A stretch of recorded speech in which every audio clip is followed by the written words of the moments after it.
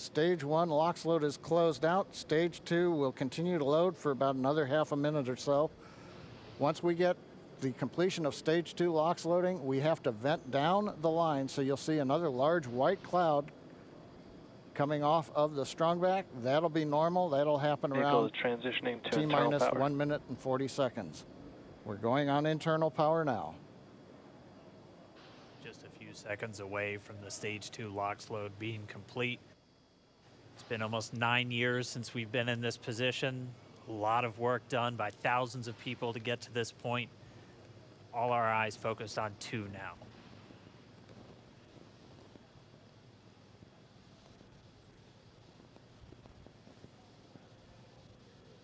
Stage 2 LOX load is closed out. Propellant fills are complete.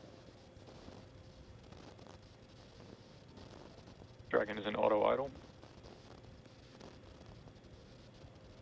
Stage 2 LOX load complete. All fuel, all oxidizer on Falcon 9. 1 minute, 34 seconds to go till launch. Ground gas closeouts is starting.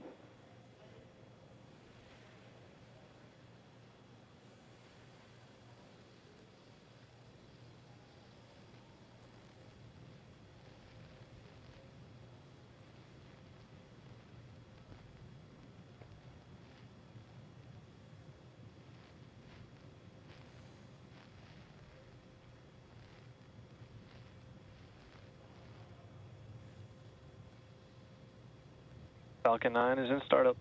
Dragon is in countdown. FTS is armed for launch. Under a minute now, the FTS, the flight termination system, has been armed. Dragon, SpaceX, go for launch. SpaceX Dragon, we're go for launch. Let's light this candle.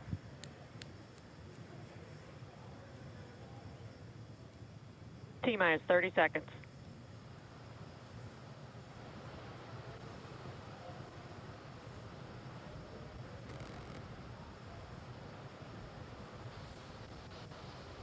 Stage 1 tanks pressing for flight. T-minus 15 seconds. 10, 9, 8, 7, 6, 5, 4, 3, 2, 1, 0. Ignition. Liftoff of the Falcon 9 and Crew Dragon. Go NASA, go SpaceX. Godspeed, Bob and Doug. America has launched. And so rises a new era of American spaceflight, and with it the ambitions of a new generation continuing the dream. 20 seconds into flight, Stage 1 propulsion is nominal.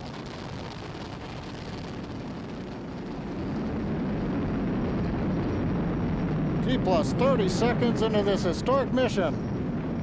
Flying crew on board Dragon and Falcon 9, and look at them go. Falcon power telemetry nominal. M1D throttle down. We're throttling down to get ready for the period of maximum dynamic pressure. We're in the throttle bucket. Reports say all systems are go. Vehicle is supersonic. We've exceeded Mach 1 on the Falcon 9. M1D throttle up. We're throttling back up to full power as we're through max Q. Copy, 1 Bravo. And we heard that 1 Bravo call out. That's just the second abort zone that they're in. They'll continue to be on this until the first stage has done its job and they switch over to the second. At this point, Bob and Doug pulling about 2.3 Gs, 2.3 times the Earth's gravity, already moving at over 1,500 miles per hour. We've heard the call out for MVAC engine chill. That's getting the MVAC engine ready to light. That'll come at about 2:44 into flight. Right now, everything continuing to look good. Next major event coming up is going to be the triple. We'll have main engine cutoff of the 9 first stage engines, stage separation, and then ignition of the second stage engine to continue to carry astronauts into orbit.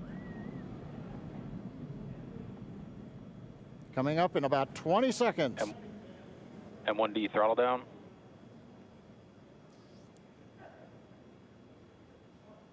We heard we're throttling down the Merlin engines on the first stage.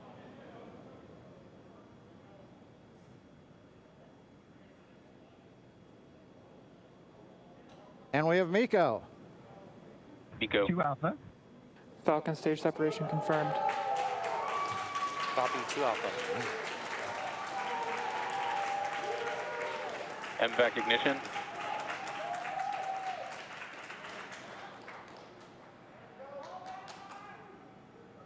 All right, we have stage separation confirmed. The first stage beginning its flight back. The second stage being powered by that single Merlin 1D vacuum engine has ignited and is now Acquisition of signal carrying loss. Bob and Doug into orbit. So they're going to continue under the power of this second Stage stage, 2 propulsion is nominal. which will cut off at SECO, or second engine cut off at about 8 minutes and 44 seconds into today's flight. So a little over 5 minutes to go still on this second stage. You heard the call out to Alpha, so they're now in the longest abort zone that carries them all the way from about North Carolina up the eastern seaboard almost to Canada. Things looking good though, getting good call outs, nominal propulsion on that second stage.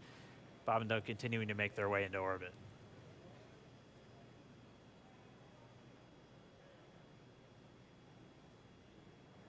Dragon SpaceX nominal trajectory. Acquisition of signal in Bermuda. SpaceX Dragon nominal trajectory. All right, here in nominal trajectory, so Dragon pointed in the right direction, continuing to make their flight uphill. Heard acquisition of signal Bermuda. That's one of the other ground stations that they're using to get telemetry and data back from this spacecraft. Stage 2 propulsion is still nominal.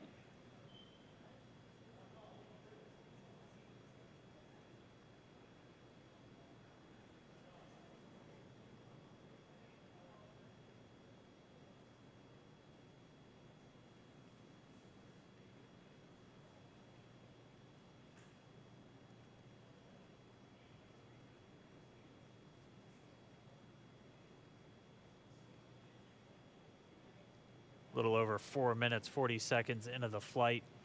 Bob and Doug flying at more than 5,600 miles Dragon per hour. SpaceX nominal trajectory. Already almost 200 miles downrange from the Kennedy Space Center. Nominal trajectory continuing.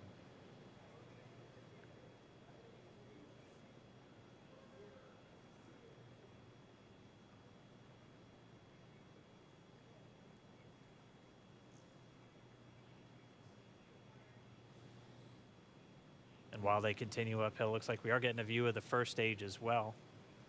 Yep, on your right screen, you can see that first stage with the grid fins deployed. It's making its way back to attempt to land on our drone ship, Of Course I Still Love You today.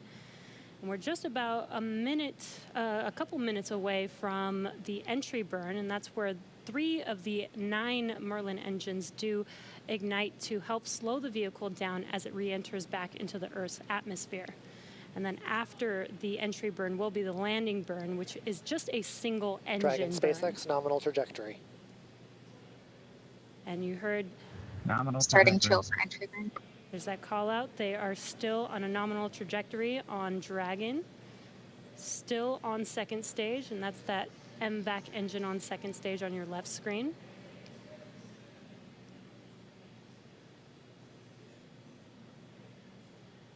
Again, on your right screen is that first stage booster coming back towards our drone ship, Of Course I Still Love You. We're about a minute away from entry burn.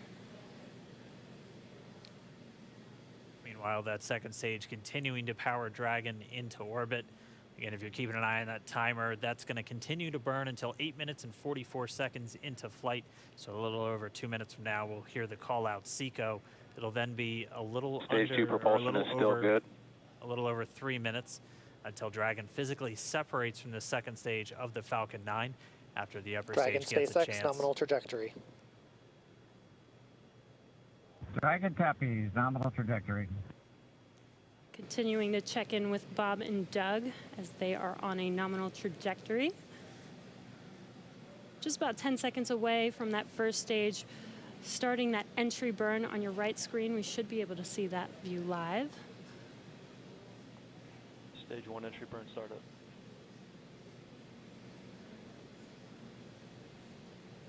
And there is that entry burn Acquisition of signal, beginning. New Hampshire. This burn lasts about 36 seconds long. Stage 2 FTS is saved.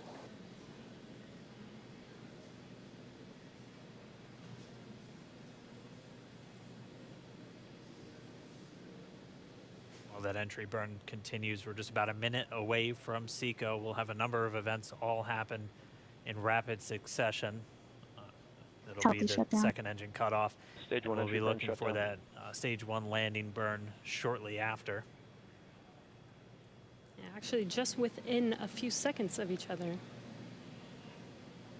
It's such a cool view on your left screen, seeing Bob and Doug on Dragon. Right now, you can see the displays that they are seeing right now themselves. Terminal guidance. MVAC throttle step. We are coming up 25 seconds or so away from SECO, or second engine cutoff. This is also the point where Bob and Doug are experiencing their highest G-force. We're seeing the counter tick up to right about Stage 1.8. transonic. Copy Shannon. You heard Shannon, so that just means they're in their final abort zones. If they were to abort at this point, it would either be an abort to orbit or to land off the coast of Ireland. Standing by for second Stage 1 engine landing cutoff startup. confirmation. MVAC throttle step. MVAC shut down. Stage 1 landing learn. Confirmation of SECO's second engine cutoff. Now we are waiting for our first stage to make its way to our drone ship. Of course, I still love you. Dragon SpaceX nominal orbital insertion. Did Launch get escape system confirmation is disarmed. nominal Dragon orbital copy. insertion. Nominal Stage orbital 1 landing leg insertion. deploy. And what you're seeing on your screen is a live view of our drone ship, where our first stage will be coming down. Looks like we lost that live view, but we'll wait for confirmation of that landing shortly here. Falcon 9 first stage successfully landed. And aboard there you course can see on your screen, Falcon 9 has landed. This is the first Falcon 9 to carry Acquisition of signal, humans to Newfoundland. orbit, so very exciting for us. And as you can see on your right screen, Bob and Doug are still making their way to their targeted orbit. M1D to recovery 1. So exciting today. M1D. It doesn't stop. It does not stop. All right, we did hear again that call out, good orbital insertion, so that means Falcon 9 and Dragon right now exactly where they're supposed to be. M1D to FRC on recovery 1. And it's right at about 12 minutes This is FRC. when Can you Dragon will switch over to separate. ECF9? Looks like we saw a 0G indicator floating around there. I know Bob and Doug owe us a little bit about what exactly that is that they brought up with them.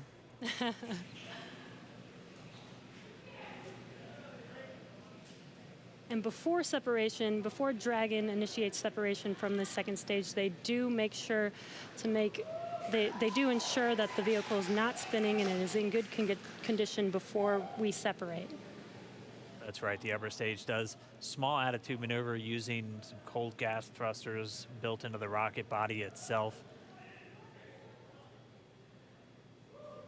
Exactly, so we do expect that separation to occur in about a minute from now, but they do wait until they have full confirmation that it is ready to separate. Such cool views. I cannot get over this view that we are seeing right now. Bob and Doug on the right screen, inside of Crew Dragon, out in space. Yeah, already 200 kilometers over planet Earth, or a little over 124 miles, traveling in excess of 2,700 meters. 27,000 meters per second, or about 16,000 miles per hour.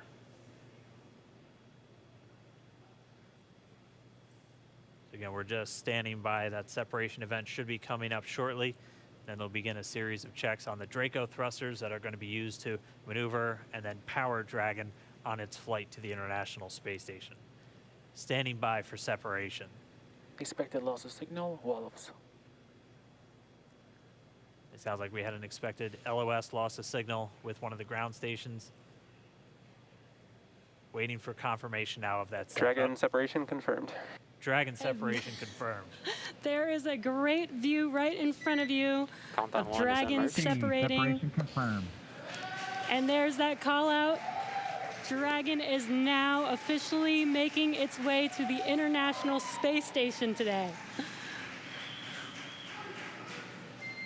Dragon SpaceX with that separation call. We have a few words for you from our Falcon 19. Standing by. Dragon, Chief Engineer on Dragon to Ground. Bob Doug, on behalf of the entire launch team, thanks for flying with Falcon 9 today. We hope you enjoyed the ride and wish you a great mission. Thanks, Bala. Congratulations to you and the F9 team for the first human ride for Falcon 9, and it was incredible. Appreciate all the hard work, and thanks for the great ride to space. Copy all. Power and Mike, proud of you guys and the rest of the team. Thank you so much for what you've done for us today, putting America back into low Earth orbit from the Florida coast. Copy all. Good luck. Godspeed.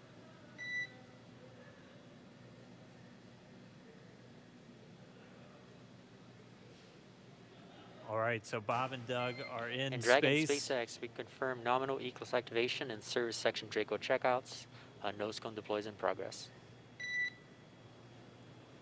Copy all. We're monitoring.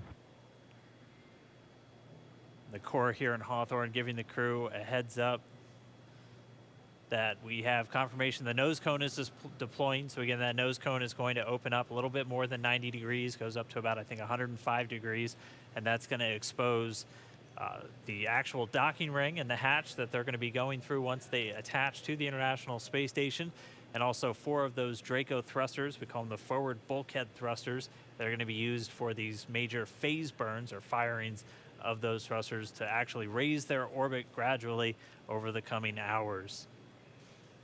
Also heard good activation of the ECLS, that's the Environmental Control and Life Support System. That's everything controlling their atmosphere, just keeping Dragon a nice, safe, habitable environment where they're going to be living for the next 19 hours until they arrive at the space station. Right, exactly. And Falcon 9's job may be done for today, but the mission is not over.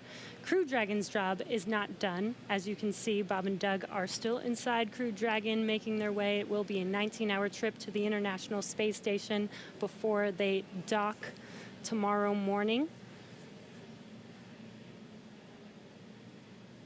And such cool views. I love that we can get these live views here and see and watch what they're doing now that they are in orbit.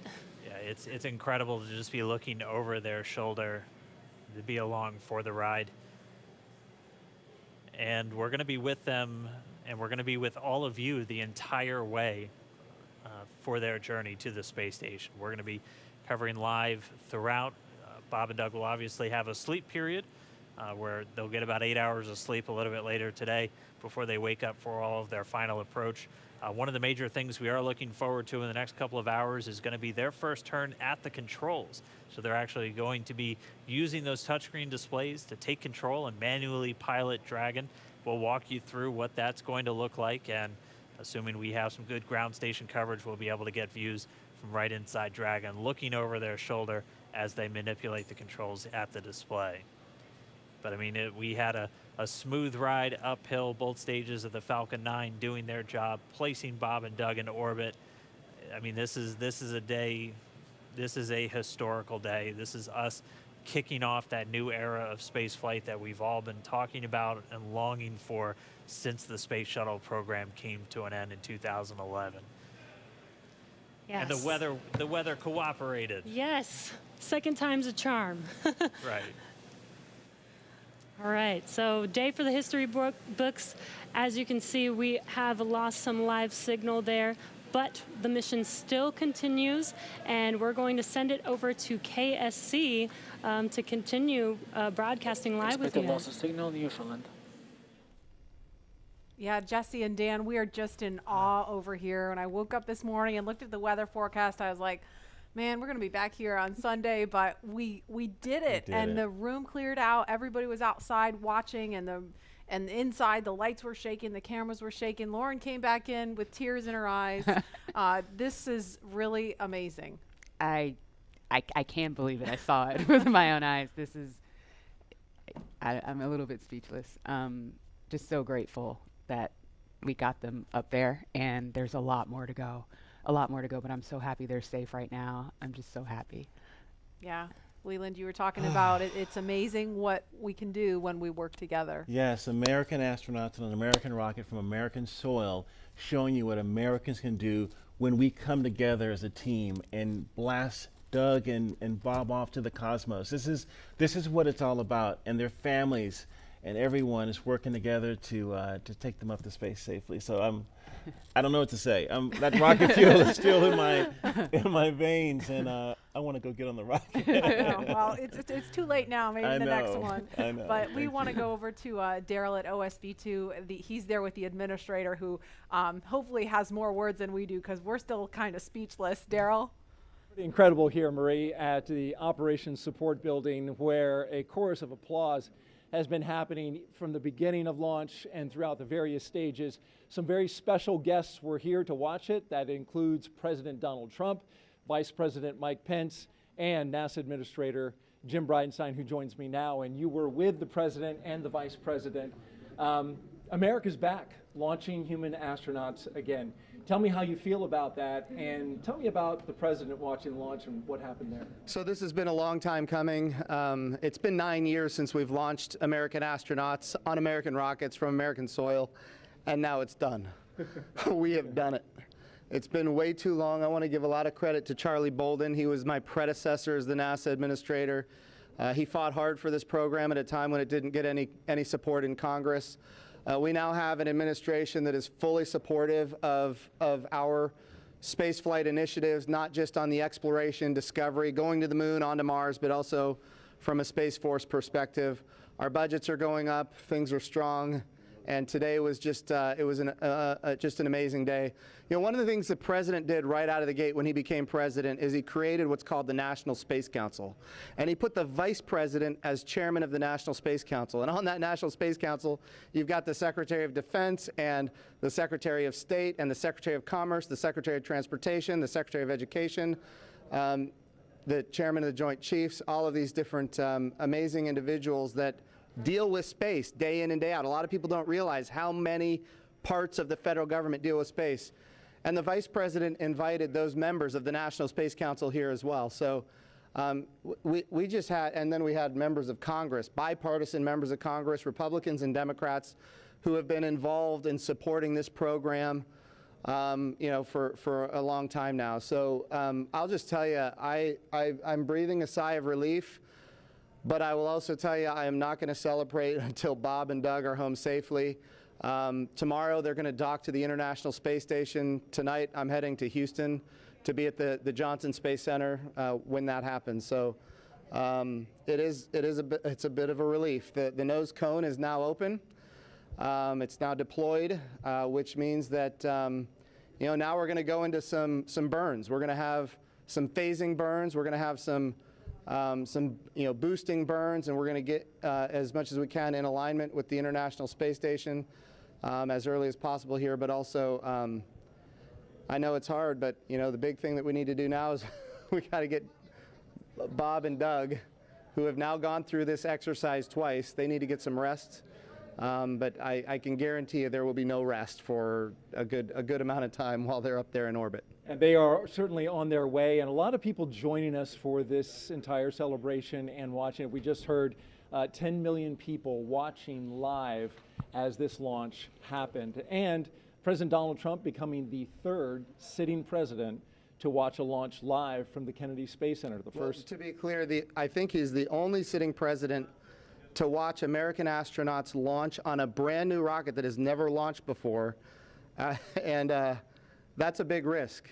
You know, he also said we're going to go to the moon by 2024. That means he's putting himself at risk to say, look, I'm going to be accountable, potentially, I'm going to be accountable to the initiatives that I put forward. And I think we have not had that kind of leadership for space in a very, very long time, and we're so grateful for it. What was it like watching the launch with the president? How did he react?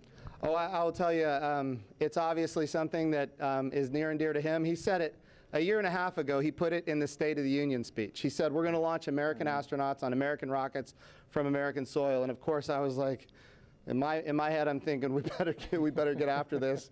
Of course, we've worked overtime to make it happen. We might be a little behind schedule, but we got it done, and we got it done safely. We're knocking on wood, but so far so good. It's looking good. You personally, Jim, as that rocket was lifting off and you felt that rumble? Yeah. What'd you feel? What'd you experience? Well, I was praying. I'm not going to lie to you. I was praying. I was praying for Bob and Doug. I was praying for their families. I was praying for their safe return, even though they're just going. But man, I'll tell you, it was, I've heard that rumble before, but it's a whole different feeling when you've got your own team on that rocket. And they are our team. They are America's team. This is Launch America. This is everything that America has to offer in its purest form. And times are tough right now. There is no doubt. We've got the coronavirus pandemic. We have other challenges as a country. But I hope this moment in time is an opportunity for everybody to reflect on humanity and what we can do when we work together, when we strive, and when we achieve. And if this can inspire a young child to become the next Elon Musk or the next Jeff Bezos or the next Sir Richard Branson, then that's what this is all about. Or the next Jim Bridenstine. Yeah. Well, I wouldn't put me in that category, but. Well, we appreciate your leadership for the space agency at this time, and congratulations on an amazing day in the launch. Thank you. It's been a great ride. All right, very good. Marie, we'll send it back to you in the studio. Doug and Bob are on course to arrive at the International Space Station tomorrow, May 31st at 10:27 a.m. Eastern Time. And we'll be staying on the air for continuous live coverage along the entire ride to the station. So though our coverage here is concluding, we will turn it over to the teams in Hawthorne and Houston to take us through the next phases of the Demo 2 mission, all the way through hatch opening and a welcome ceremony on the space station for Bob and Doug tomorrow. That's right. And as you follow along, we invite you to tune into a post-launch news conference that's happening here at 6:30 this evening Eastern Time on NASA TV. We'll have NASA and SpaceX leaders here to take questions live on this unprecedented achievement in human spaceflight. And in addition to NASA TV, you can follow along always on Twitter at @NASA and nasa.gov for mission updates as it progresses. Here now are highlights from the mission so far. May 30th, 2020. Remember this day. You'll have this memory forever. The day America returned astronauts to orbit from U.S. soil.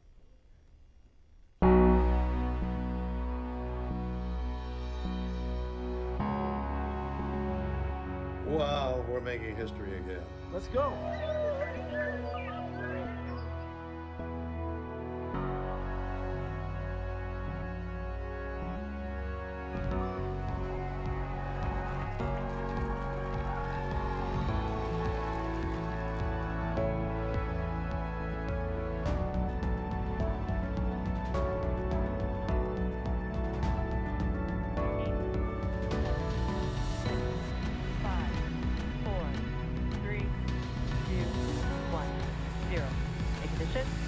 Liftoff of the Falcon 9 and Crew Dragon. Go NASA, go SpaceX, Godspeed, Bob and Doug. America has launched. So rises a new era.